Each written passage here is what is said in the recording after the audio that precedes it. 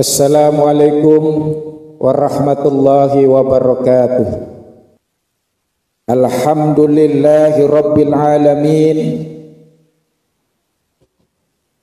Wassalatu wassalamu ala sayyidil mursalin wa imamil muttaqin wa hujjatillahi ala nasi ajma'in. Amma ba'du.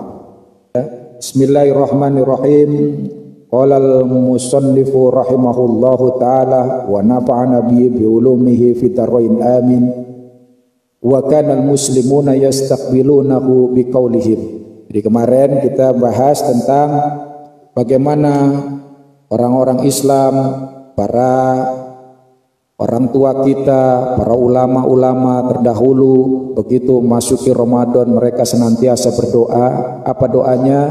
Allahumma qad azallana syahrul Ramadan wa hadara fasallimhu lana wa sallimna lahu warzuqna siyamahu wa qiyamahu warzuqna fihi al-jadda wal ijtihada wan nashata wa'idna fihi minal fitan wa dhalika lima ya'lamuna man faddala ramadana wus'atan faddalallahu alaihim fihi wa ma yunziluhu ta'ala ala ibadihi minar rahmat wa yufiduhu alaihim minan nafahat wa yuwassi'u alaihim minal arzaqi wal khairat wa yujannibuhum fihi minaz zallati haitsu yuftahu lahum abwabul jinan wa yughlaqu anhum abwabun niran wa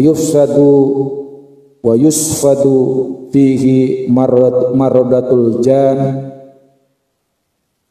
fahuwa lil ummati rabi'uha walil ibadati musimuha walil khairati suquha fala syahra afdalu lil mu'mini minhu wala amala yafdulu amma fihi fahuwa bihaqqin ghanimatul mu'minin warzuqna siyamahu wa qiyamahu, dan karuniakanlah kepada kami ya Rabb siyamahu, berpuasa di bulan Ramadan, wa qiyamahu, dan menghidupkan hari malam-malamnya ya.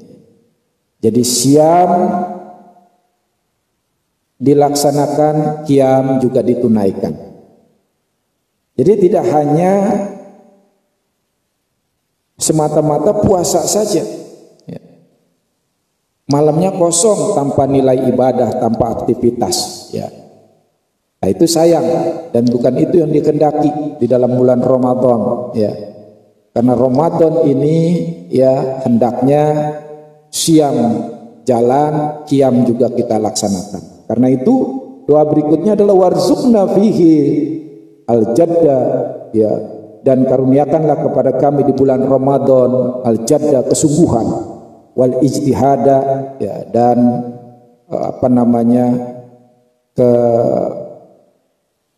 keuletan,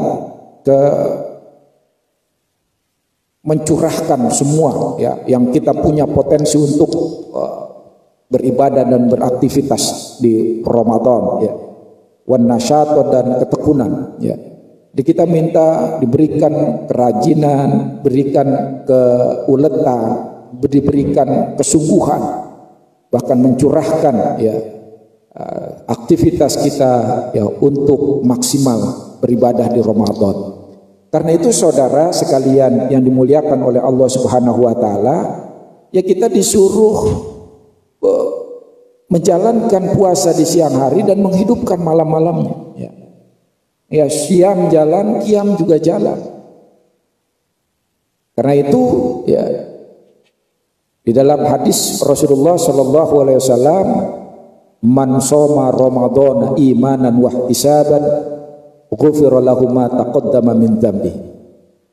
Ada lagi hadis yang lain, redaksinya sama persis, cuma bedanya di soma dengan koma. Man qoma ramadhan ya. Yang tadi man soma Ramadan imanan wahtisaban. Jadi soma dengan koma hendaknya kita laksanakan ya. Sehingga ibadah Ramadan kita menjadi sempurna, ya. Menjadi sempurna kita laksanakan. Puasanya kita jalankan dengan penuh imanan wahtisaban. Dengan penuh keimanan kita, ya. Jadi bukan hanya sekedar puasa. Kalau puasa hanya sekedar menahan lapar dan haus, itu jangankan anak kecil, binatang juga berpuasa. Kucing aja bisa berpuasa, tumbuhan berpuasa. Kalau cuma sekedar berpuasa, makhluk Allah pun semua berpuasa. Tapi buat kita manusia, khususnya orang beriman, bagi umat Islam bukan hanya sekedar mengukurkan puasa, tapi juga benar-benar puasa itu dengan penuh iman. Dengan penuh iman sehingga menjaga sekali apa-apa yang dilarang oleh iman dan apa-apa yang diperintahkan oleh iman. Wahtisaban dengan senantiasa penuh keikhlasan mengevaluasi terus diri kita, apa yang sudah kita lakukan, ya. Dari hari pertama kedua sudah kita melakukan apa saja, ya. Bahkan sebelum-sebelumnya, ya, aktivitas kita sudah melakukan berbagai macam aktivitas, apakah lebih banyak keburukannya ataukah kebaikan? Bagaimana kita berangkat kerja dari rumah ke kantor, di perjalanan apa saja yang kita lakukan, pulang ke rumah demikian pula, di sosial masyarakat bagaimana sikap kita dan lain sebagainya. Kita dituntut untuk mengevaluasi terus. Kita berpuasa sekaligus kita mengoreksi diri kita, sibuk mengoreksi diri kita, bukan mengoreksi orang lain. Kita sibuk membaca aib kita untuk kita perbaiki di Ramadan ini, bukan mengungkap aib-aib orang lain. Oleh karena itulah maka sungguh menjadi ironi dan menjadi sangat rugi kalau puasa kita lakukan sepanjang Ramadan ini diisi dengan tidur terus. Siang kita tidur, pagi habis sholat subuh tidur, bangun zuhur tidur lagi, asar bangun tidur lagi, maghrib baru bangun lagi. Masya Allah, bangun tidur, tidur lagi, bangun tidur lagi. Masya Allah. Udah gitu aja dah, habis buka ngomong, teriak ribut, enak banget dah puasa, kayaknya nggak kerasa lapar. Iya, tidur mulu mana mau kerasa lapar.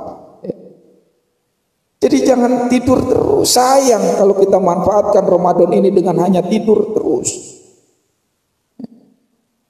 Ustaz, Pak, kan naumus shaim ibadah. Tidurnya orang puasa kan ibadah. Nah ini nih yang sering kali jadikan modus, padahal hadis ini ya dhaif, bahkan ada yang mengatakan palsu. Jangan kemudian ini dijadikan landasan modus untuk orang yang puasanya selalu tidur terus. Ya, daripada maksiat mending tidur. Cakep, kalau gitu benar, itu ibadah. Jadi ada tidur yang menjadi nilai ibadah. Daripada kita maksiat yang mending tidur. Daripada keluar keluyuran nggak jelas, melakukan kejelekan, mudarat, sia-sia, mending tidur supaya kita kuat ibadahnya nanti di malam hari. Cakep. Tidur yang diniatkan untuk ibadah, tidur yang diniatkan agar kita menjadi kuat dan supaya lebih semangat lagi beribadah. Tidur kita niatkan untuk bermaksiat, itu betul. Dan itu bendera ibadah. Tapi jangan kemudian melulu kita manfaatkan tidur ini, puasa ini dengan tidur terus, Masya Allah.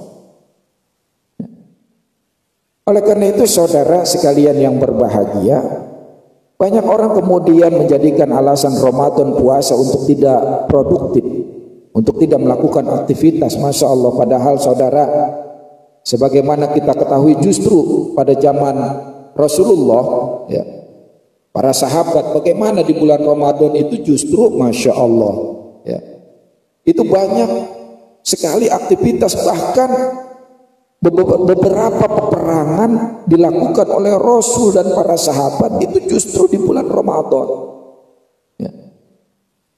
Maka saudara sekalian coba lihat contoh di dalam sejarah bagaimana perang Badar. Ya. Itu terjadi pada tahun 2 Hijriah, 17 Ramadan. Bagaimana pasukan kaum muslimin dipimpin oleh Rasulullah memenangkan pertempuran di Badar. Terus bagaimana terjadinya Fathu Mekah, ya, pembebasan kota suci Mekah. Itu terjadinya di Ramadan juga pada tahun 8 Hijriah, 10 Ramadan. Juga terjadinya perang Tabuk, luar biasa perang Tabuk ini. Memang tidak terjadi perang, cuma medannya luar biasa dahsyat. Dari Madinah ke Tabuk itu lebih dari 700 km. Bayangkan di gurun Sahara, di padang pasir, mereka sedang berpuasa mengarungi terik matahari, melintasi gurun Sahara, melalui berbagai macam rintangan. Mereka berpuasa, menegakkan kalimat Allah, berperang di medan jihad. Masya Allah. Sampai tidak terjadi perang ketika itu karena pasukan Bizantium ngeper duluan ketika itu dengan lebih dari 70.000 pasukan Rasulullah mengumpulkan berangkat ke perang Tabuk tersebut. Dan itu terjadi saudara pada bulan Ramadan. Bagaimana kota Thaif menyerahkan diri pada tahun 9 Hijriah, Ramadan juga. Bagaimana Tariq bin Ziyad ketika beliau menaklukkan Andalusia, ya, terjadi pada tahun 92 Hijriah. Itu juga terjadi pada tanggal 28 Ramadan. Pada bulan Ramadan juga pasukan berpuasa. Bagaimana dinasti Abbasiyah ketika itu, ya, dipimpin oleh Sultan Qutus dari dinasti Mamluk, mampu menaklukkan tentara Mongol yang luar biasa dahsyatnya, ya. Itu terjadi pada bulan Ramadan. Jadi tidak ada alasan saudara kita tidak melakukan aktivitas menjadi bermalas-malas ria karena berpuasa di Ramadan. Justru bulan Ramadan dijadikan justru momentum untuk meningkatkan produktivitas kita. Jangan kemudian kita isi dengan tidur terus. Saudara sekalian yang berbahagia, karena itulah kita memohon kepada Allah, ya, dalam doa-doa kita, Allahumma rzuqna fihi al-jadda wal ijtihada wan nasyata. Kita minta diberikan kesungguhan, ketekunan, keuletan, ya, giat di dalam meraih kemuliaan dari bulan Ramadan tersebut, ya.